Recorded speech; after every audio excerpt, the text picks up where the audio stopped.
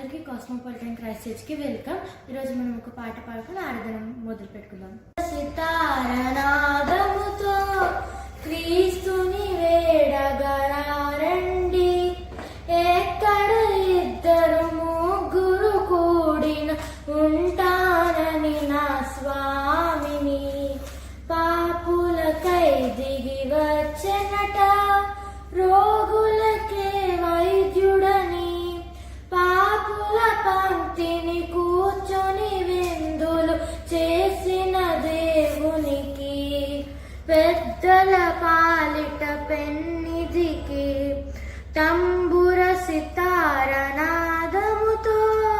ప్రతి హృదయం ప్రభు మందిరమే వెలుగులతో విలసిల్లే, నీ శోధనలు సమిధులుగా నరకాగ్నిలో పడవేసే, తంబుర సితార నాదముతో.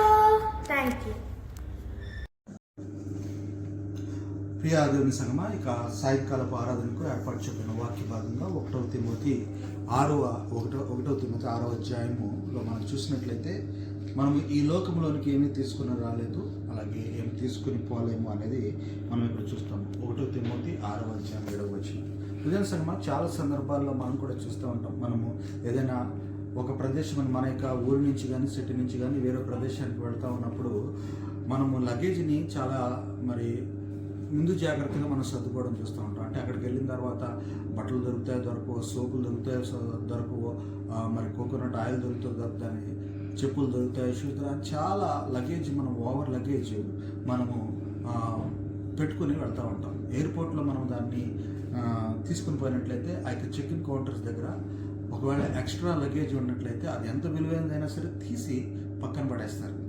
ఎందుకంటే మినిమం టు మినిమం ఇంతే లగేజ్ మీరు క్యారీ చేయలేని ఒక రిస్ట్రిక్షన్ ఎయిర్పోర్ట్ ట్రావెలింగ్లో, ఎయిర్లైన్స్ ట్రావెలింగ్లో ఉంటుంది. కాబట్టి ఈ సమయంలో దేవుడు చెప్పిన వాక్యములు ఏమంటాడంటే, నీవు ఏమీ తీసుకుని రాలేదు, ఏమో తీసుకుని పోలేవు. అలాగే ఇక్కడ లగేజ్ కూడా నువ్వు ఎంతవరకు నీకు అవసరమో అంతవరకే నీవు తీసుకుని పోవాలనేది. మనకి విశ్వాస జీవితాల్లో కూడా మనం ఆలోచించవలసింది ఏంటంటే, దేవుడు మనకి ఏది అవసరమో అది అంతవరకే ఇస్తాడు.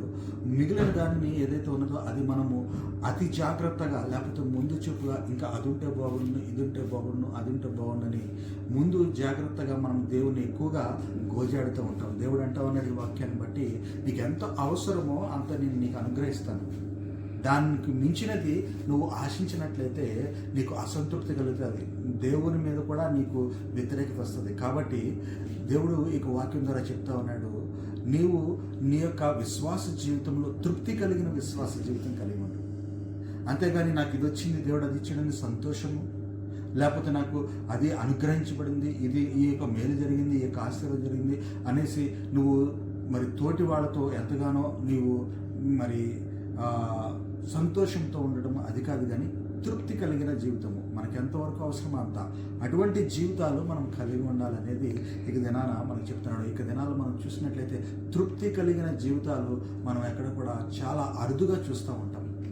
ఎందుకంటే రేపటి దినం గురించి కాదు, కానీ ఇంకా 10 సంవత్సరాల తర్వాత, 20 సంవత్సరాల తర్వాత ఏ విధంగా ఒక ప్లానింగ్ అయితే మనం కలిగి ఉండడం తప్పులేదు, కానీ అది కంపల్సరీగా మనకు జరగాలనే ఒక అత్యాశ కలిగి ఉండడం మాత్రం మనం ఎంతగానో అసంతృప్తి కలిగజేస్తుంది. ఆ యొక్క అసంతృప్తి మన యొక్క జీవితాల్లో ఎన్నో ప్రమాదకరమైన పరిస్థితులకి తీసుకొని పోతుంది. కాబట్టి విదేశంగా దేవుడు మనతో మాట్లాడుతూ నీకు ఎంత అవసరం అది నీకు ఇస్తాను, కాబట్టి తృప్తి కలిగిన జీవితం కలిగి ఉండి అంటున్నాడు. ఇక చిన్న వాక్యాన్ని దేవుడు ఆశీర్వదించి దీవించి కాచి కాపాడును గాక.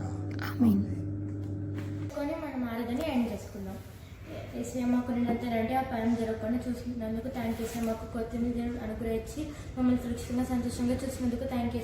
రోజంతా మాకు ఎలాంటి ఆ పరం జరగకుండా మా ఆటపాటల్లో, నడవికల్లో, ప్రయాణాల్లో మాకు తోడుగా ఉండి మమ్మల్ని సురక్షితంగా మీ సంఘానికి తీసుకొచ్చేలాగా చూడండి. ఏసయ్య అనారోగ్యం ఉండేవారికి అనారోగ్యం తగ్గించి వాళ్ళని సురక్షితంగా చూడండి. మేము మళ్ళీ రేపు పొద్దున్న సురక్షితంగా లెగిసి మీ సంఘానికి వచ్చి మేము లాగేదయా. ఆమేన్.